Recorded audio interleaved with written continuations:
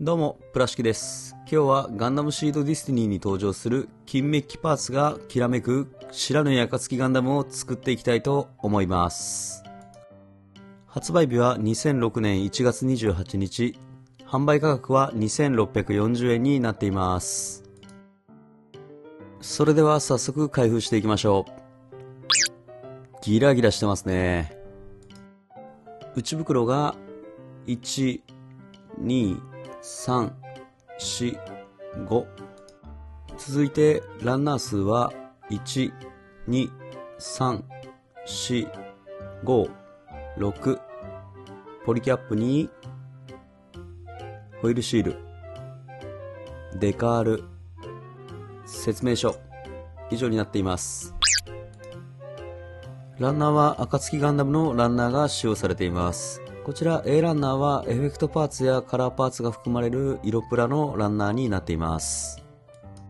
こちらは B ランナー、金メッキパーツのランナーになっています。かなりギラギラしてますね。光り輝いています。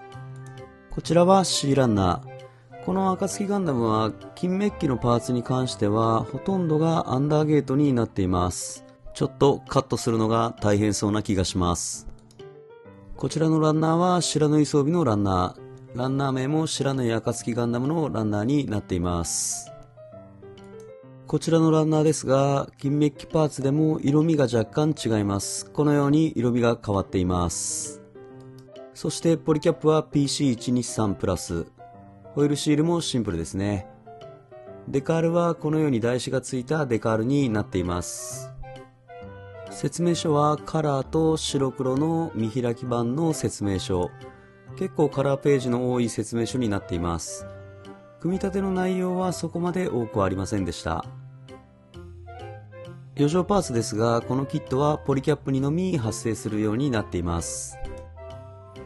この白根暁ガンダムの武装ですが、ネーミングセンスがどうも中二病感を感じます。さあ行くぞ。パーツを切り出してみました。金メッキパーツはアンダーゲートが使用されているため下処理が大変でした。パーツ数自体はそこまで多くはありません。それでは早速胴体パーツから組み立てていきたいと思います。今回は金メッキパーツが多用されているので指紋がものすごくつくためビニール手袋をして作業をしています。今回はアンダーゲートが使用されているのでアンダーゲートをかなりしっかりと処理しないとはめ合わせの際に隙間ができてしまいます。そして胴体パーツはこのようにサクサクと組み上がっていきます。作り自体は非常にシンプルな作りの胴体になっていました。背面にバーニアを取り付けて胴体パーツの完成です。合わせ目はがっつりとはめ合わせのためサイドから上部にかけて合わせ目が出ます。続いて頭部パーツ。内側にパーツを差し込み前後でパーツをはめ合わせするシンプルな構成になっています。デュアルカメラにはホイールシールを貼っています。そしてこのように両側にパーツをはめ込みます。そして頭部アンテナをこのように前からはめ込んで頭部パーツの完成になります。こちらも合わせ目ですがどうしても前後ではめ合わせのため合わせ目が結構目立つような仕組みになっています。ただ金メッキなので合わせ目があんまりキラキラして目立たないのは目立たないですね。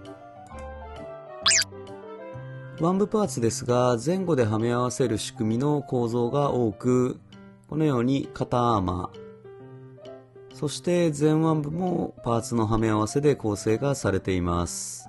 そのため合わせ目は結構目立ちます。マニピュレーターは2パーツでこのように構成。そして上腕部に関してはパーツ一体成形のためこの部分に関しては合わせ目は出ません。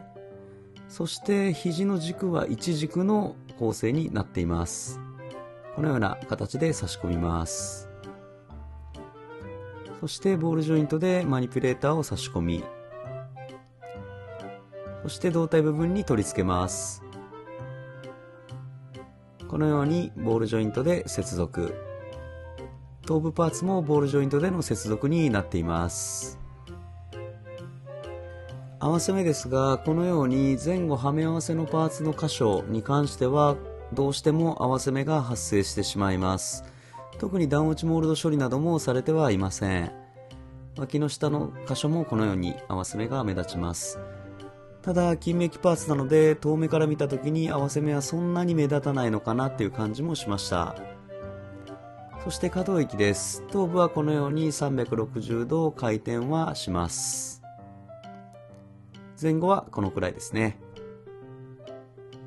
そして腕の部分ですね。このように水平方向まで腕を上げることが可能です。結構ダブルボイルジョイントのため可動域は広めです。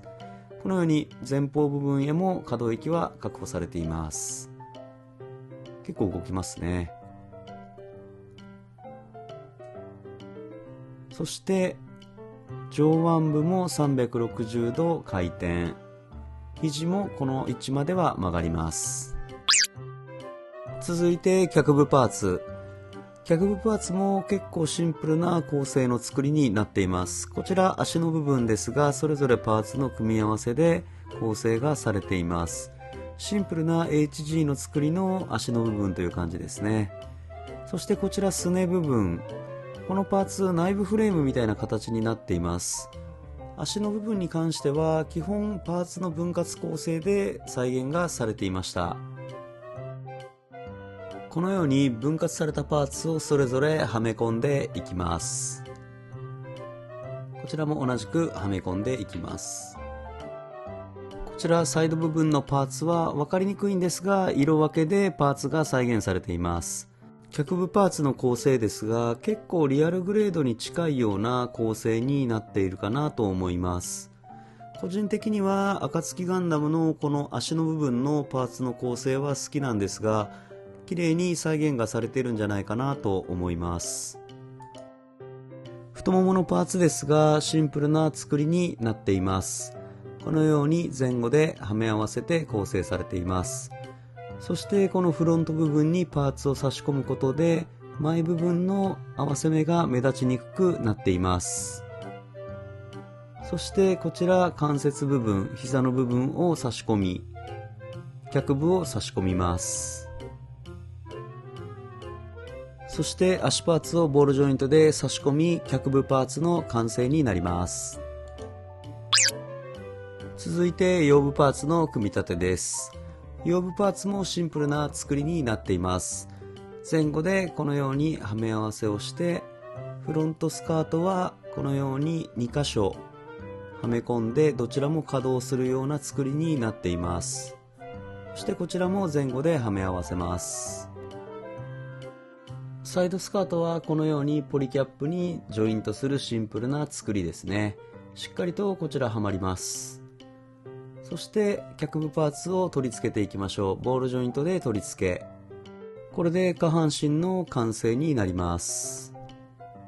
合わせ目ですが太もも裏に合わせ目がどうしても出てしまいます。あと膝裏の部分にも合わせ目が出ます。ただそれ以外はパーツ分割のため目立つ合わせ目というのはありません。このギラギラと輝く脚部が魅力的です。そして可動域ですがこのように前後に足の方は動かすことができます。結構ですね、関節も緩くなく可動域はまあまああるのかなという感じになっていました。フロントスカートもこのように前後に稼働します。そして膝ですがこのように構成がシンプルなためあまり大きな可動域は確保はされていません。足の部分はボールジョイントのためこのように前後とそして左右結構可動域の方は確保されている感じになっています。それでは胴体パーツとジョイントしていきます。こちらはポリキャップでの接続になります。このように全体が完成しました。続いてバックパックの組み立てです。バックパックのパーツ構成は前後はめ合わせのパーツが多かった感じがありました。そしてこちらは色分けでパーツが再現されています。このように赤いパーツを差し込みます。そしてこちらのパーツ、バックパックのジョイント部分なんですがこちらのパーツ結構差し込むのに力がいりました。そしてこちらのパーツを差し込み、で、こちらは胴体とのジョイント部分のパーツです。こちらちょっとはめ込み方間違えてて少しはまりにくかったです。そして先ほど作ったパーツをポリキャップでジョイント。なかなかかっこいいバックパックが完成しました。続いてビーム砲塔システムを作っていきます。こちらの武装もシンプルな構成になっていて、前後はめ合わせで構成がされています。こちら同じパーツをこのように5つパーツを作っていきます。そしてこちらのパーツだけ少し構成が違っていて、中にパーツを差し込んではめ合わせます。これが2つあります。で、このように先ほどのバックパックにそれぞれ取り付けて白縫い装備の完成です。このように可動域はポリキャップのためある程度確保されていて、後ろのこの部分もかなり稼働をします。そして両サイドビーム砲塔システムもこのように動きます。この可動域が結構あるのはいいですよね。そしてこの白縫い装備のパーツですが、前後はめ合わせパーツのため合わせ目は結構目立ちます。ただ遠目で見たらそんなに気になりません。本体の方にドッキングしましょう。これで白根暁ガンダム本体の完成になります。かっこいいですね。ギラギラしてます。そして最後に武装パーツを組み立てていきたいと思います。本来説明書通りの順番でいくと胴体パーツの次に武装パーツが来るんですが、今回は最後に持ってきています。このビームライフル100来もシンプルな作りになっています。そしてこちらはビームサーベルの持ち手部分。このように金メッキのパーツを差し込んで完成です。シールド部分は前後はめ合わせのシンプルな構成。